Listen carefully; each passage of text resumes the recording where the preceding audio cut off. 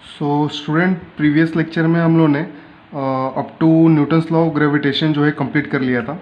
तो जिन्होंने ये वीडियो वो नहीं देखा रहेगा तो डिस्क्रिप्शन बॉक्स में जाके वो वीडियो आप लोग देख सकता है, लिंक मैं वहाँ पे रख दूंगा। देन अभी हम लोग स्टार्ट करते हैं उसके आगे का टॉपिक जो दिया हुआ है आप लोग का, यूनिफॉर्म सर्कुलर मोशन, यूसीएम है ना, UCM and then magnitude of centripetal force. तो सीपी मतलब क्या होता है, सेंट्रीपिटल फोर्स। तो सबसे पहले यूसीएम क्या होता है, तो यूसीएम मीन्स क्या होता है, यूनिफॉर्म सर्कुलर मोशन है ना। तो नाम ही आप लोग का सर्कुलर मोशन पता है आप लोग क्या होता है, the motion done in a circular path. और यूनिफॉर्म मतलब होता है सेम।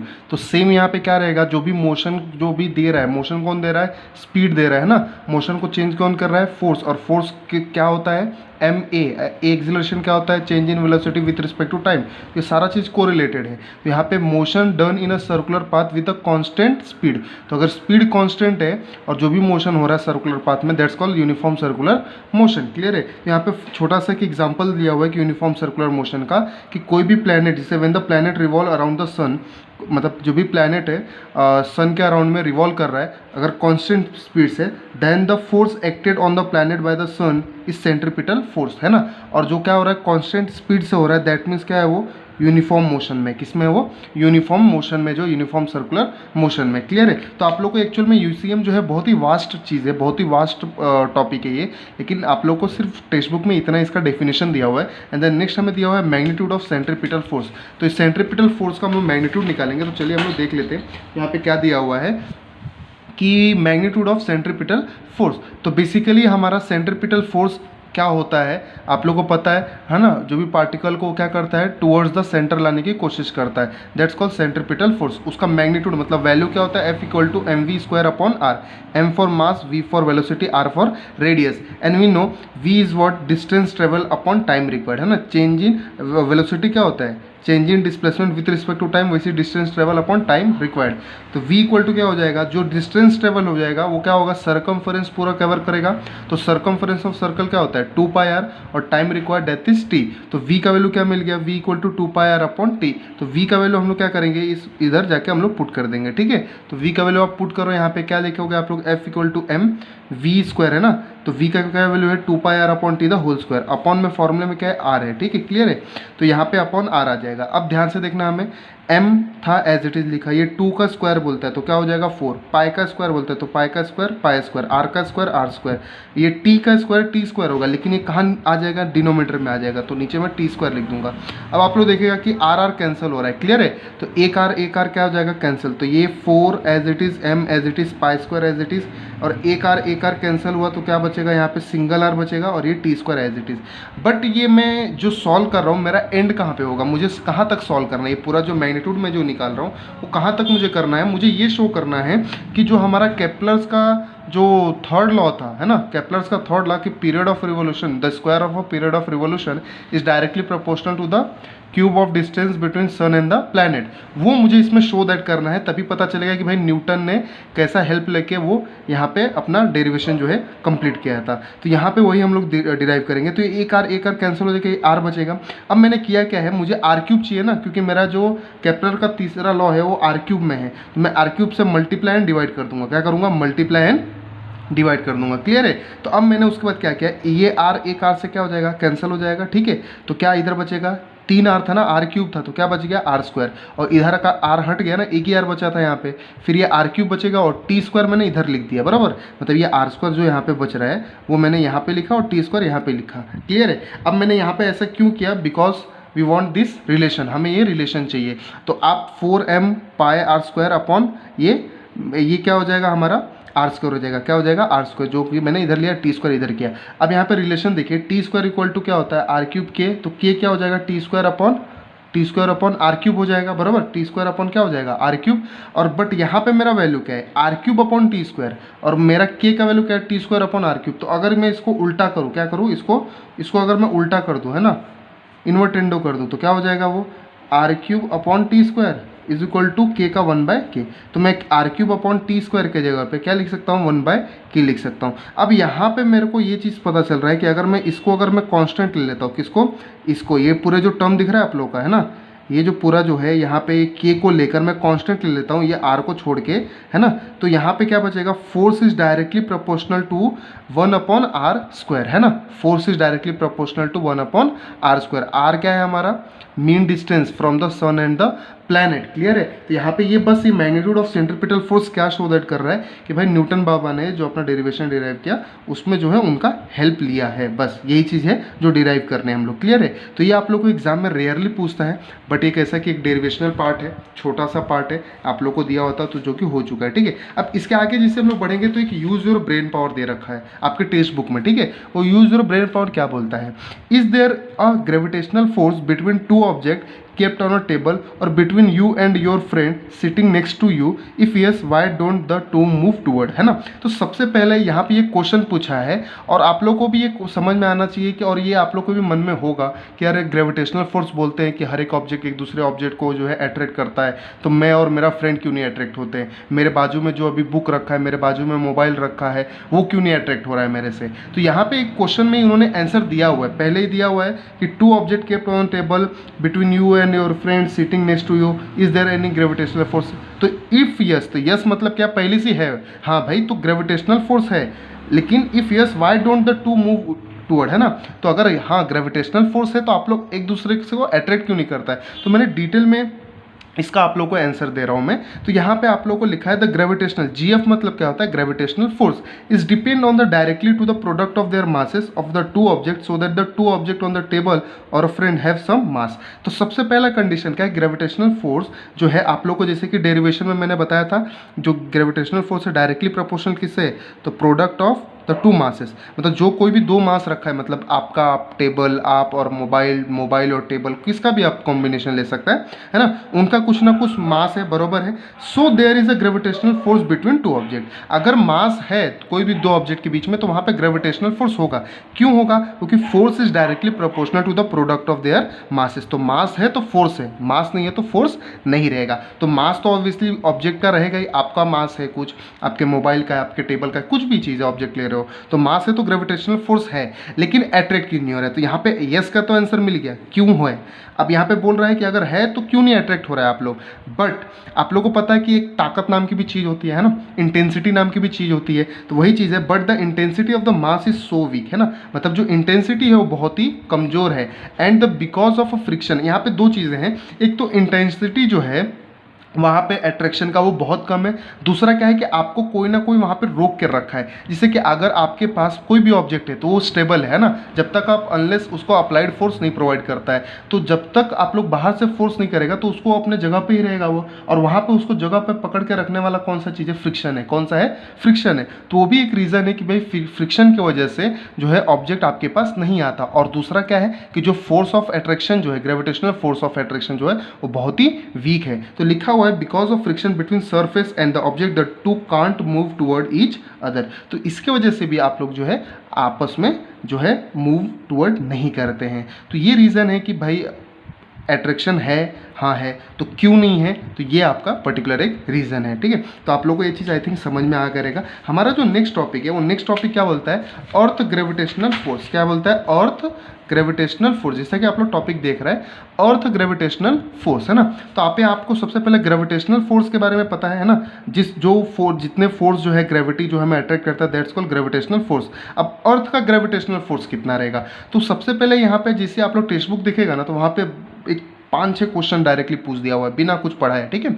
तो यहाँ पे क्वेश्चन का आंसर मैं आप लोग को कब दूंगा, जैसे ही मैं इसका एक्सप्लेनेशन दे दूं मैं आप लोग को, देन मैं आप लोगों को क्वेश्चन का आंसर देता हूं मैं, क्लियर है, ठीक है। तो सबसे पहले यहाँ पे अर्थ ग्रेविटेशनल फोर्स का जो हमारा पहला पॉइंट है, वो पहला पॉइंट क्या दिया हुआ है, the earth attract every object near itself because of the GF. GF मतलब ग्रेविटेशनल फोर्स। सीधी सी बात है भाई, ये हमें पता है कि आगे बढ़ो प्रोफेसर, ये हमें पता है कि ग्रेविटेशनल फोर्स की वजह से हर एक ऑब्जेक्ट एक दूसरे को अट्रैक्ट कर रहा है, ठीक है। It attracts towards the centre of a earth. ये भी बात सही है कि भाई सीधी सी बात है, कोई भी ऑब्जेक्ट जो है अपने सेंटर ऑफ द अर्थ में ही, मतलब जो भी अर्थ जो है अट्रैक्ट करेगा तो कहाँ पे अट्रैक्ट करेगा, अपने सेंटर पे अट्रैक्ट करेगा, टुवर्ड्स द सेंटर पे अट्रैक्ट करेगा। क्लियर है, क्योंकि वो जो डिस्टेंस मेजर करेगा ना पॉइंट से लेकर सेंटर तक का, तो वो पॉइंट टू सेंटर रहेगा। इसलिए जो वर्टिकली डाउनवर्ड में जो भी ऑब्जेक्ट फॉल होता है वो कहाँ पे होता है, towards the centre of the earth. Because of the gravitational force object fall vertically downward direction of the earth. सीधी सी बात है, ग्रेविटेशनल फोर्स की वजह से जो ऑब्जेक्ट है वो फॉल होता है vertically towards the centre of the earth. Clear है। सिमिलर केस, अब यहाँ पे एक चीज़ है, यहाँ पे आप लोग को इतना समझ में आ गया रहेगा कि भाई कि ऑब्जेक्ट जो है अट्रैक्ट हो रहा है ना, टुवर्ड्स द सेंटर की तरफ आ रहा है। क्लियर है। अब टुवर्ड्स द सेंटर की तरफ आ रहा है तो यहाँ पे एक बात क्लियर है कि कोई भी ऑब्जेक्ट जो है नीचे आ रहा है कहाँ पे आएगा, सेंटर ऑफ द अर्थ पे आएगा, सेंटर ऑफ द अर्थ। अब हम लोग जरा क्वेश्चन पे अगर मैं जाऊंगा तो क्या लिखा है, will the velocity of a stone thrown vertically upward remain constant और विल इट चेंज। अब यहाँ पे बोला है कि क्या मैं जो स्टोन का फेंकूंगा ऊपर तो उसका जो वेलोसिटी है एकदम कांस्टेंट ही रहेगा या वो चेंज होगा, हाउ विल इट चेंज। तो यहाँ पे क्वेश्चन का आंसर दे दिया कि भाई चेंज होगा, तभी तो ये क्वेश्चन पूछा है ना, हाउ विल इट चेंज। हाँ तो ये चेंज होगा, वेलोसिटी जो है कांस्टेंट नहीं होगा। क्यों नहीं होगा कांस्टेंट, क्योंकि जब भी हम कोई भी ऑब्जेक्ट अपवर्ड डायरेक्शन में फेंकते हैं ना तो अगेंस्ट द ग्रेविटी जाता है, और वहाँ पे एटमॉस्फेरिक जो कंडीशन है, एयर रेजिस्टेंस है ना, बाकी सारे रेजिस्टेंस जो उसको रोकते हैं, दैट्स वाई उसकी वेलोसिटी क्या होती है, कम हो जाती है ना, वो कांस्टेंट नहीं होती, धीरे धीरे डिक्रीज होती है। तो हाउ विल इट चेंज का यहाँ पे आंसर आप लोग को मिल चुका है, because of their air resistance, atmospheric condition and due to the against the gravity के बारे में जा रहे हैं हम लोग, अगेंस्ट द ग्रेविटी जा रहे हैं। Why doesn't the stone move up all the time. तो भाई स्टोन जो है ऊपर ऊपर चले ही क्यों नहीं जाता है, नीचे क्यों आता है, क्यों आता है, क्योंकि भाई अगर उसका वेलोसिटी अगर कम हो रहा है तो वेलोसिटी कम होगा तो उसका एक्सेलरेशन क्या होगा, डी एक्सेलरेट होगा ना, क्योंकि वेलोसिटी क्या है हमारा, change in velocity dv by dt अगर मैं बोलूँगा वो क्या है हमारा एक्सेलरेशन है ना। तो अगर वेलोसिटी अगर कम हो रहा है तो एक्सेलरेशन भी क्या होगा, कम होगा, तो डी एक्सेलरेट होगा। और डी एक्सेलरेट होना मतलब क्या होना कि भाई नीचे आना, उसकी वेलोसिटी कम हो रही है तो डी एक्सेलरेट हो रहा है, तो भाई वो ऊपर ऊपर ही नहीं जा सकता। Why does it fall down after reaching a certain height. मतलब सीधी सी बात है, अब जितना आप इनिशियल वेलोसिटी, इसका सबका आंसर एक ही कॉमन है क्या, कि आपका जो वेलोसिटी है, कितनी वेलोसिटी से आप ऊपर फेंक रहा है उसके ऊपर डिपेंड करता है। अगर आप एक सर्टेन हाइट तक पहुंच जाता है फिर भी वो बोल रहा है कि भाई why does it fall down after reaching the certain height, क्योंकि उतनी ही वेलोसिटी से आप उसको फेंक रहा है, तभी वो उसके बाद से वो क्या हो रहा है कि उसके बाद से उतना उसको वेलोसिटी जो है, उतना थ्रस्ट उसको मिल नहीं पा रहा है कि अपर डायरेक्शन में और जा पाए, उसके बाद से वो डी एक्सेलरेट होने लगता है, उसकी वेलोसिटी कम होने लगती है तो नीचे नीचे आने लगता है। तो वहाँ पर क्या होता है कि पोटेंशियल एनर्जी जो है हमारा क्या होता है, हमारा धीरे धीरे ऊपर से नीचे आता है तो कम होता है, और काइनेटिक एनर्जी जो है इंक्रीज होता है। अब पोटेंशियल एनर्जी मतलब क्या होता है, अगर मैं शॉर्ट फॉर्म में बोलूँ यहाँ पे, तो आप लोग को ये सारी चीज़ आगे है तो मैं धीरे से बताऊंगा शॉर्ट फॉर्म में, ध्यान से सुन देखिएगा आप लोग। पोटेंशियल एनर्जी होता है mgh होता है, क्या होता है mgh, जो कि हाइट पे डिपेंड करता है। जिससे हम कोई भी ऑब्जेक्ट ऊपर फेंकते हैं ना तो पोटेंशियल एनर्जी जो है ना, ग्रेविटेशनल पोटेंशियल एनर्जी बढ़ते जाता है, और जिसे ऑब्जेक्ट जो है एक सर्टेन हाइट पर रुक के उसके बाद नीचे आता है तो हाइट क्या होता है, कम होने लगता है, तो पोटेंशियल एनर्जी क्या होता है, डिक्रीज होने लगता है। अब पोटेंशियल एनर्जी डिक्रीज होता है वहाँ पे काइनेटिक एनर्जी बढ़ जाता है। काइनेटिक एनर्जी क्या होता है, हाफ mv², तो जो है वेलोसिटी पे डिपेंड करता है। तो वो पोटेंशियल एनर्जी गिरता है, कम होता है तो काइनेटिक एनर्जी बढ़ने लगता है, इसीलिए को सर्टेन हाइट तक पहुंचने के बाद वो नीचे आना शुरू हो जाता है। What does its maximum height depend on. तो भाई इसका मैक्सिमम हाइट जो है किस पे डिपेंड करेगा, आपकी इनिशियल वेलोसिटी पे, आप कितनी ताकत से ऊपर फेंक रहा है उसके ऊपर डिपेंड करेगा। इसका जो डिटेल जो आंसर है ना, मतलब विद द प्रूफ, वो जो है हम लोग डील करने वाले एक टॉपिक है आप लोग का स्केप वेलोसिटी करके, है ना। स्केप वेलोसिटी मतलब ऐसी वेलोसिटी, इतनी तेजी से मैं फेंकूँ कोई ऑब्जेक्ट जो है कि अर्थ के ग्रेविटेशनल इन्फ्लुएंस से वो बाहर ही निकल जाएगा। इसे आप लोगों ने वो मूवी देखा था, आप लोगों ने वो कोई मिल गया, है ना, तो कोई मिल गया में वो एक सीन आता है जिसमें वो ऋतिक रोशन को बॉल जो है फेंकने बोलते हैं, है ना, उसके क्लासमेट, तो जो बॉल फेंकता नहीं है वो अपने पैर से जिसे मारता है ना तो हवा में उड़ जाता है आसमान की तरफ, और वो बॉल नीचे गिरता नहीं है, बॉल नीचे गिरता नहीं। क्यों नहीं गिरता पता है क्या, क्योंकि वो अर्थ के ग्रेविटेशनल इन्फ्लुएंस से वो बाहर निकल जाता है, जो है ना मैक्सिमम हाइट तक पहुंच जाता है, उसके बाद से वो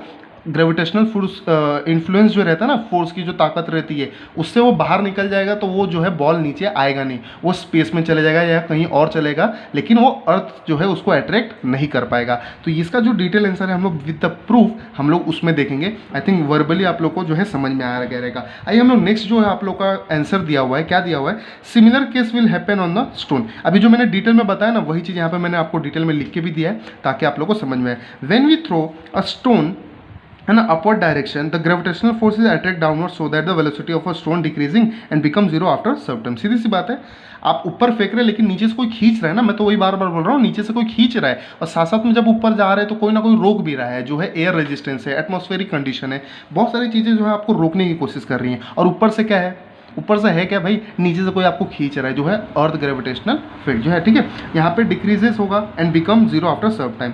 the attraction from the earth is exerted on the stone, मतलब जो अर्थ से अट्रैक्शन हो रहा है कहाँ पे एग्जर्ट होगा, वो स्टोन पे होगा, and it fall downward vertically under influence of the gravitational force. Clear है, तो यही सारा चीज़ मैंने आप लोगों को वर्बली अभी बताया मैंने डिटेल में, और इसका जो क्वेश्चन का आंसर है मैक्सिमम हाइट वाला, तो हम लोग डिटेल में कहाँ पे देखेंगे, हम लोग डिटेल में देखने वाले हैं स्केप वेलोसिटी, आपके नेक्स्ट जो लेक्चर रहेगा उसमें हम लोग देखने वाले, ठीक है। चलिए, हम लोग का नेक्स्ट जो टॉपिक दिया हुआ है वो क्या दिया हुआ है, नेक्स्ट टॉपिक हम लोग का दिया हुआ है कि यूज़ और ब्रेन पावर। अगेन हमारा जो है यूज़ और ब्रेन पावर आ चुका है, तो यूज़ और ब्रेन पावर देखते हैं क्या पूछता है।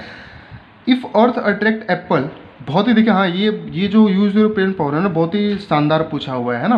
क्या पूछा हुआ है, if earth attract apple towards itself. सीधी सी बात है, जैसे न्यूटन बाबा में स्टार्टिंग में ही न्यूटन बाबा ने बताया, और हम लोगों ने फर्स्ट वीडियो में ही देखा था डायग्राम में, कि भाई एप्पल जो है नीचे गिर रहा, अर्थ अट्रैक्ट कर रहा है। The Apple also attract earth towards itself with the same force. और सीधी सी बात है कि ग्रेविटेशनल फोर्स बोला है, न्यूटन बाबा ने बोला है कि हर एक ऑब्जेक्ट जो है एक दूसरे को सेम फोर्स से अट्रैक्ट करता है, ये बात उन्होंने पहले से बोला है। तो ये सीधी सी बात है, अगर जो है एप्पल जो है, एप्पल को अगर नीचे गिर रहा है, अर्थ जो है अट्रैक्ट कर रहा है ना, अर्थ जो है अट्रैक्ट कर रहा है, तो अर्थ भी क्या होगा, अर्थ भी क्या करेगा, इसको अट्रैक्ट कर रहा है, तो यहाँ पे एप्पल भी क्या करेगा, अर्थ को सेम फोर्स से अट्रैक्ट करेगा। क्लियर है, इतना क्लियर है आप लोग को, और ये न्यूटन बाबा ने ही बोला है, ठीक है, उनके अकॉर्डिंग से जा रहे हैं हम लोग। Why then does the apple fall towards the earth but the earth doesn't move towards the apple? सीधी सी बात है, तो क्यों ऐसा क्यों होता है कि भाई जो एप्पल है वही क्यों अर्थ की तरफ जा रहा है, अर्थ जो है एप्पल की तरफ क्यों नहीं जा रहा है?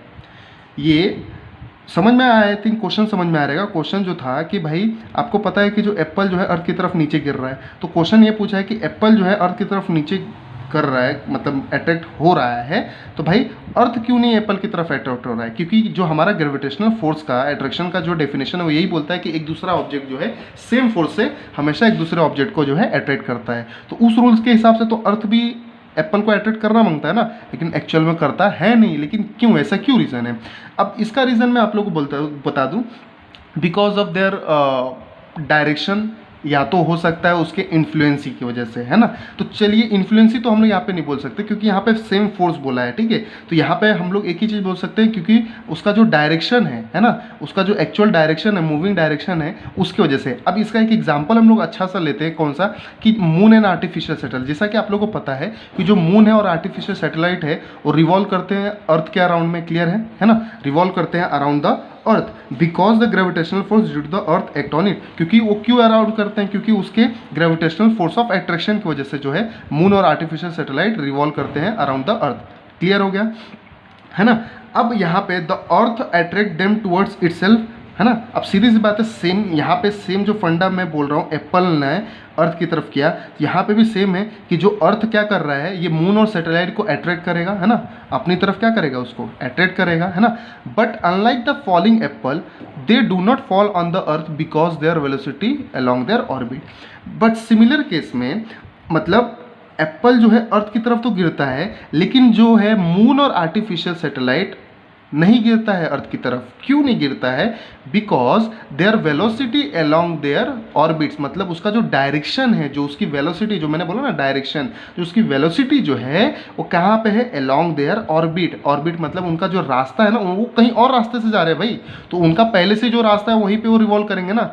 समझ में आ रहा है कि नहीं? अब सिमिलर केस में if this velocity is not there, अगर ये वेलोसिटी नहीं होता, अगर ये ऑर्बिट में वैसा नहीं घूमते होते, तो क्या होता, they would have fallen on the अर्थ। तो मून और अर्थ आर्टिफिशियल सैटेलाइट जो है, वो जो सैटेलाइट जो है, जो हम लोग यहाँ से भेजते हैं अपने कन्वीनियंस के लिए, अपने ज़रूरत के लिए, तो वो नीचे जो है आके गिर गई रहती, अगर ये वेलोसिटी नहीं होता तो यही रीज़न है कि जो कि अर्थ जो है एप्पल को अट्रैक्ट नहीं करता है, अट्रैक्ट करता है बट अर्थ जो है टुवर्ड्स एप्पल नहीं जाता है। ठीक है, यहाँ पे यही रीज़न है। तो नॉर्मली इसका मैं अगर कंक्लूजन बोलूँ तो क्या है कि यहाँ पे जो है जो डायरेक्शन है, जो इसका ऑर्बिट है ना, तो ऑर्बिट के ऊपर डिपेंड करता है। तो यहाँ पे एप्पल का ऑर्बिट, जो ऑर्बिट डायरेक्शन जो है वो कैसा है कि नीचे की तरफ डाउनवर्ड डायरेक्शन में जाना है ना, और अर्थ का वैसा कुछ है नहीं, तो दैट्स वाई जो है अर्थ जो है उसको वहाँ पे टुवर्ड्स एप्पल नहीं जाता है। अब इसका बेस्ट एग्जांपल जैसे हम लोगों ने मून और आर्टिफिशियल सैटेलाइट से समझा, यही इसका रीज़न है। आर्टिफिशियल और मून और सैटेलाइट जो है अर्थ क्या करता है, उनको भी अट्रैक्ट करता है, लेकिन वो आते हैं क्या, नीचे नहीं आते। क्यों? क्योंकि उनका जो वेलोसिटी है वो अलोंग देयर ऑर्बिट है, उनका जो घूमने का जो एक तरीका है, उनका जो डायरेक्शन है वो ऑर्बिट के अलोंग में, पाथ के अलोंग में, अपना जो रास्ता उसी के अलोंग में। तो भाई जिसका जैसा रास्ता, जिसकी जैसी बोलते हैं ना, जिसकी जैसी चाह उसकी उसी राह, कुछ तो ऐसी डायलॉग है। तो वैसी यहाँ पे भी केस वैसी है। तो आई थिंक आप लोग को समझ में आ गया रहेगा मेरे कहने का मतलब क्या है, ठीक है। तो चलिए नेक्स्ट हम लोग का टॉपिक जो दिया हुआ है वो हमारा क्या दिया हुआ है, अर्थ ग्रेविटेशनल एक्सेलरेशन। क्या दिया हुआ है, अर्थ ग्रेविटेशनल एक्सेलरेशन, ठीक है। अब यहाँ पे अर्थ ग्रेविटेशनल एक्सेलरेशन का मतलब क्या है, तो ग्रेविटेशनल एक्सेलरेशन, तो ग्रेविटेशनल मतलब पता है ना कि कुछ चीज़ें हैं जो अट्रैक्ट हो रही है। अब यहाँ पे एक्सेलरेशन और वो भी अर्थ का। तो सबसे पहले आप लोग को कि ये समझना है कि न्यूटन के सेकेंड लॉ ऑफ मोशन में एक बात है। क्या बात है? न्यूटन का सेकेंड लॉ ऑफ मोशन बोलता है फोर्स इक्वल टू क्या है, मा, है ना, मास इनटू एक्सेलरेशन, बराबर, मास इनटू एक्सेलरेशन। अब यहाँ पे जो है आप लोग को पता है कि कोई भी बॉडी पे अगर फोर्स लगेगा तो वहाँ पे क्या होगा, एक्सेलरेशन होगा ही होगा, है ना। क्योंकि अगर कोई भी बॉडी पे मैं एक्सटर्नल फोर्स अप्लाई कर रहा हूँ तो वो बॉडी एक्सेलरेट करेगा ना, क्योंकि उसके एक्सेलरेट क्यों करेगा। अब चलिए यहाँ पे हम लोग डिटेल में समझ लेते हैं, एक्सेलरेट क्यों करेगा, क्योंकि मैं फोर्स क्या कर रहा हूँ, उसको प्रोवाइड कर रहा हूँ, मतलब फोर्स दे रहा हूँ, फोर्स इंक्रीज कर रहा हूँ, है ना। तो क्या होगा, एक्सेलरेट करेगा। तो ये एक्सेलरेट क्यों कर रहा है, क्यों? क्योंकि एक्सेलरेशन क्या होता है, change in velocity with respect to time. जब हम एक्सेलरेट करेंगे, जब उस फोर्स लगाएंगे तो वहाँ पे वेलोसिटी क्या होगा, उस ऑब्जेक्ट का मूव करेगा, है ना, एक डायरेक्शन से मतलब एक प्लेस से दूसरे प्लेस पे जाएगा। तो ये क्या होगा, वेलोसिटी उसका चेंज होगा। अब वेलोसिटी क्यों चेंज होगा, क्योंकि वेलोसिटी क्या होता है, change in displacement with respect to time, है ना। तो यहाँ पे जो अभी ऑब्जेक्ट जो है एक जगह से दूसरी जगह क्या करेगा, वो मूव करेगा ना, एक जगह से दूसरी जगह क्या करेगा, वो मूव करेगा। अगर वो मूव कर रहा है तो उसकी वेलोसिटी चेंज हो रही है, वेलोसिटी चेंज हो रही है तो एक्सेलरेशन चेंज हो रहा है। तो एक्सेलरेशन क्यों चेंज हो रहा है, बिकॉज ऑफ दैट फोर्स, हम फोर्स लगा रहे हैं। तो एक चीज़ क्लियर हो गया, जहाँ फोर्स है वहाँ एक्सेलरेशन है। तो यहाँ पे नाम क्या है हमारा, ग्रेविटेशनल फोर्स ही है ना भाई। तो ग्रेविटेशनल फोर्स है तो यहाँ पे एक्सेलरेशन भी आएगा ना, तो उसका भी ग्रेविटेशनल फोर्स का भी कुछ ना कुछ एक्सेलरेशन होगा। उसी एक्सेलरेशन को हम लोग बोलते हैं एक्सेलरेशन ड्यू टू ग्रेविटी, है ना, on the earth surface, acceleration due to gravity. तो चलिए इसको थोड़ा सा मैंने लिखा हुआ है उसको रीड कर देते हैं। According to the Newton's second law of motion, the force acting on a body result in its acceleration। जो मैंने आप लोग को इक्वेशन से अभी समझाया वही बोला। Similarly, the GF मतलब gravitational force due to the earth on the body result in its acceleration. सीधी सी बात है, अगर ये फोर्स लग रहा है तो एक्सेलरेशन लग रहा है, तो ये भी GF भी क्या है, ग्रेविटेशनल फोर्स ही है। तो ग्रेविटेशनल फोर्स एक्ट होगा तो वहाँ पे भी एक्सेलरेशन होगा। This is called as acceleration due to gravity denoted by small g। सीधी सी बात है, जहाँ फोर्स वहाँ पे एक्सेलरेशन, तो ग्रेविटेशनल फोर्स देन वहाँ पे भी एक्सेलरेशन, उसको नाम देते हैं एक्सेलरेशन ड्यू टू ग्रेविटी, ठीक है। आगे, अब the direction of the acceleration due to gravity also directed towards the centre of the earth, that is vertically downward. सीधी सी बात है, जो अगर ग्रेविटेशनल फोर्स का डायरेक्शन कहाँ पे है ना, कोई भी ऑब्जेक्ट से हम लोग मेजर करते हैं उसका डायरेक्शन कहाँ पे रहता है, from a point two the centre of the अर्थ, है ना, centre of the earth surface. तो वर्टिकली डाउनवर्ड डायरेक्शन में कहाँ पे आता है, वो सेंटर ऑफ द अर्थ पे आता है। तो सिमिलर में एक्सेलरेशन ड्यू टू ग्रेविटी का भी डायरेक्शन कहाँ पे होगा, towards the centre of the अर्थ। तो ये हमारा जो है अर्थ ग्रेविटेशनल एक्सेलरेशन है, क्लियर है। अब जो है इसका वैल्यू, इसका जी का वैल्यू जो है, अभी जो मैं बोलता है ना जी का वैल्यू सरफेस पे है कितना, है ना, तो क्लियर है इसका जो वैल्यू आएगा आप लोग का सरफेस पे।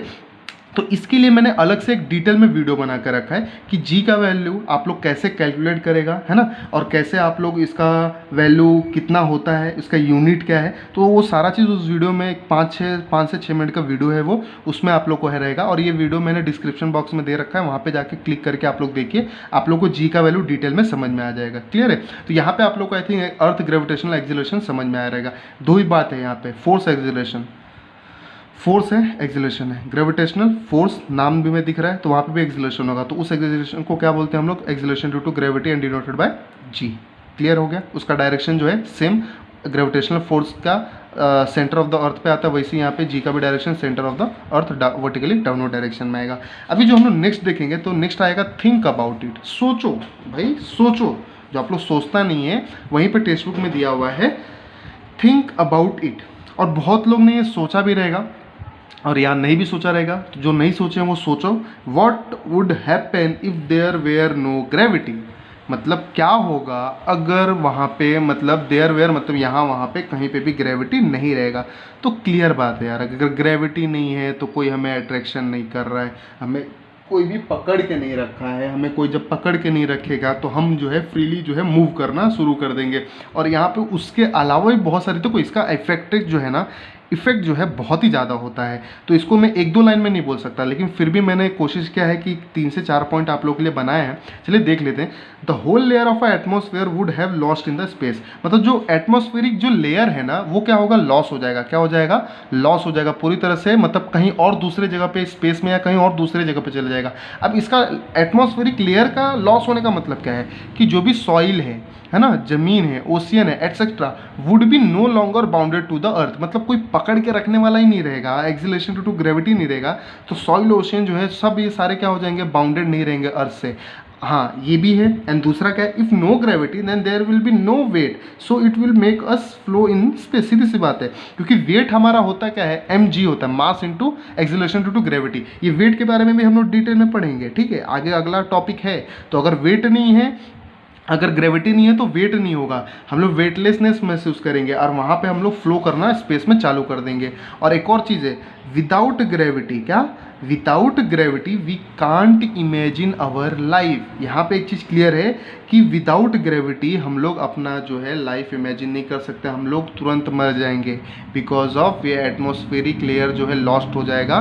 तो बहुत सारा केसेस अराइज होगा due to if there were no gravity. Clear है। तो ये 4 पॉइंट मैंने आप लोग के लिए लिखा है, तो आई थिंक समझ में आ गया रहेगा कि अगर ग्रेविटी नहीं रहा तो क्या क्या प्रॉब्लम्स हो सकती हैं। क्लियर है। तो आइए हम लोग जो है नेक्स्ट टॉपिक देखते हैं। नेक्स्ट टॉपिक हम लोग का क्या दिया हुआ है कि what would happen if the value of g was twice as large, है ना।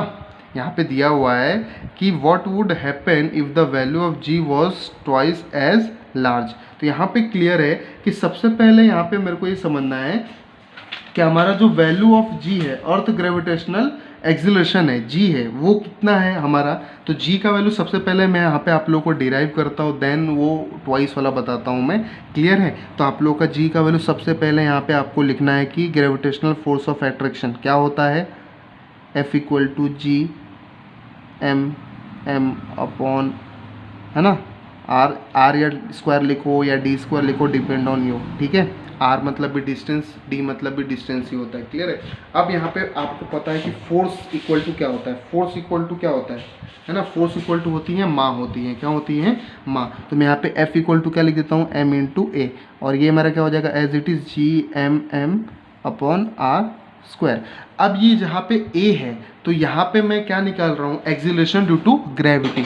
और basically acceleration due to gravity को मैं किससे डिनोट करता हूँ, जी से। तो यहाँ पे ए को जो है मेरा रिप्लेस किससे हो जाएगा, स्मॉल जी से। तो एम इंटू ये g is equal to G M small m upon are square. ये स्मॉल एम क्या हो जाएगा, कैंसिल। तो therefore our value of g is equal to G M upon are square. तो यहाँ पे हमारा वैल्यू ऑफ जी क्या आ जाएगा, G M upon are square. Where is G हमारा क्या है, कैपिटल जी क्या है, यूनिवर्सल ग्रेविटेशनल कांस्टेंट, जो हम लोगों ने लॉ ऑफ ग्रेविटेशन जो था ना, न्यूटन्स लॉ ऑफ ग्रेविटेशन, है ना, उसमें हम लोगों ने जी का वैल्यू देखा था। एम क्या है, mass of the earth. Where is the radius, है ना। तो ये आर जो है मैं किससे रिप्लेस कर देता हूँ, कैपिटल आर से। क्यों, क्योंकि वहाँ पे मेरा आर क्या हो जाएगा, अगर मेरे को अर्थ सरफेस पे निकालना है तो जिस सरफेस पे मैं रहूँगा तो वहाँ पे मैं मास लूँगा और उस सरफेस का मैं रेडियस लूँगा। तो रेडियस ऑफ अर्थ, यहाँ पे मैं एक और करके मैं लिख देता हूँ, g is equal to G M upon capital R square. ये कैपिटल आर क्या बताता है, radius of the earth, and capital M क्या बताता है, मास ऑफ द अर्थ। अब जो है यहाँ पे हमें क्वेश्चन क्या दिया है, what would be happen if the value of g was twice as large. मतलब जो g का वैल्यू है ट्वाइस अगर हो गया तो ये g क्या होगा, है ना, ये वाला g जो है क्या होगा। चलिए हम लोग देख लेते हैं। यहाँ पे मैं डिराइव करता हूँ, जिसे ये वाला जी का वैल्यू आपको पता है। तो सबसे पहले मैं यहाँ पे लिख देता हूँ कि जी इज इक्वल टू, है ना, ये क्या हो जाएगा मेरा, जी कितना हो जाएगा, ट्वाइस बोला है ना, जी वॉज ट्वाइस एज लार्ज, मतलब जो भी था उसका ट्वाइस हो जाएगा। तो ये अगर ट्वाइस हो गया तो क्या हो जाएगा, देखिए अगर मैं इसको बोलूँ एक G1 बोल देता हूँ, है ना, क्योंकि मैं कुछ सम के लिए निकाल रहा हूँ यहाँ पे। तो G1 क्या हो जाएगा मेरा यहाँ पे 2GM अपॉन आर स्क्वायर, ठीक है। तो अगर मैं थोड़ा देखूँ G1 इज इक्वल टू 2 को मैं बाहर लूँ और ये GM अपॉन आर स्क्वायर लिखूँ, यहाँ पे मैं कंक्लूजन ये दे सकता हूँ G1 is equal to twice of ये GM अपॉन आर स्क्वायर क्या है, ये G है तो G। तो यहाँ पे मैं लिख सकता हूँ क्या कि जो मेरा, अगर मैं ये कैपिटल G जो यूनिवर्सल ग्रेविटेशनल कांस्टेंट को ट्वाइस करूँगा तो मेरा एक्सीलरेशन ड्यू टू ग्रेविटी भी क्या हो जाएगा, ट्वाइस हो जाएगा। क्या हो जाएगा, ट्वाइस हो जाएगा। तो ये हैपन होगा, ये उसका इफेक्ट पड़ेगा अगर जो है आपका G जो है क्या हो जाएगा, ट्वाइस हो जाएगा। अगर G जो है आपका ट्वाइस हो जाएगा तो आपका एक्सीलरेशन ड्यू टू ग्रेविटी भी क्या हो जाएगा, ट्वाइस हो जाएगा। इसका दूसरा भी आप बता सकते हो ये कैलकुलेशन द्वारा, और दूसरा भी एक रिलेशन भी बता सकते हो कि जो स्मॉल g है वो डायरेक्टली प्रोपोर्शनल है कैपिटल G से। तो अगर ये small g directly proportional to capital G, है ना, अगर ये बढ़ेगा तो ये भी बढ़ेगा, ये घटेगा तो ये भी घटेगा। और एक और, ये तो यहाँ पे ऐसा हाइपोथेटिकल पार्ट दिया हुआ है, but the value of G है ना, यूनिवर्सली कांस्टेंट है ना, ये कभी भी आपका चेंज नहीं होने वाला है। तो ये बात को आप लोग दिमाग में बैठा के रखिए। ये जो मैंने स्वयं सॉल्व किया है डिपेंड ऑन और क्वेश्चन, ये क्वेश्चन में ऐसा पूछा है और ये हाइपोथेटिकल है, ऐसा क्वेश्चन पूछा हुआ है, सोचा हुआ है, ऐसा कुछ रियलिटी में नहीं है कि G आपका ट्वाइस हो सकता है। आप लोग इमेजिन करेगा अगर G आपका ट्वाइस हो गया तो आपका एक्सीलरेशन ड्यू टू ग्रेविटी भी ट्वाइस हो पाएगा। क्लियर है, तो ऐसा लेकिन पॉसिबल नहीं है। अब यहाँ पे आपको क्वेश्चन अरेज होता है कि सर ये वैल्यू ऑफ G, प्रोफेसर ये वैल्यू ऑफ जो G का है इसका वैल्यू कितना होता है और कैसे कैलकुलेट करते हैं। तो इसका जो है मैंने अलग से वीडियो बना कर रखा है, क्योंकि आप लोग का ये थोड़ा सा और ये डिटेल पार्ट हो जाएगा तो और आप लोग को अच्छा लगेगा। तो आप लोग डिस्क्रिप्शन बॉक्स में जाके आराम से देख सकता है आप लोग को, कि आप लोग को क्लियर आराम से समझ में आ जाएगा, है ना। तो यहाँ पे आज के लेक्चर के लिए बस इतना ही। तो आप लोग को वीडियो जितना हो सके शेयर कीजिए एंड कमेंट सेक्शन में बताइए कमेंट कैसा लगा आप लोग को वीडियो, एंड देन लाइक कीजिए, जितना हो सके शेयर कीजिए।